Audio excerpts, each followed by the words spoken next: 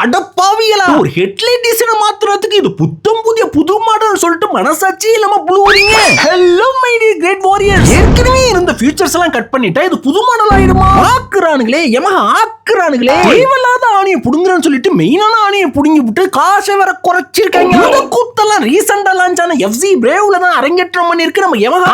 FZS V2 V3ல use பண்ண அதே இன்ஜினை தான் மறுபடியும் யூஸ் பண்ணிருக்காங்க. நக்குனதே தான் நக்குவாங்க. ஆல் பக்கம் அக்ரெசிவா இருப்பாங்க. ஆனா இந்த செக்மெண்ட்ல காம்படிட்டர் கம்பேர் பண்றப்ப லோ பவர் லோ டார்க் இங்க இழுக்கவே மாட்டாங்க தான். இதுல வைப்ரேஷன் வேற நாய்ஸ் வேற. ஏற்கனவே FZSல கொடுத்திருந்த ப்ளூடூத் கனெக்டிவிட்டி, ட்ராக்ஷன் கண்ட்ரோல், அட கியர் பொசிஷன் இண்டிகேட்டர் முதல்ல கட் பண்ணி விட்டாங்க.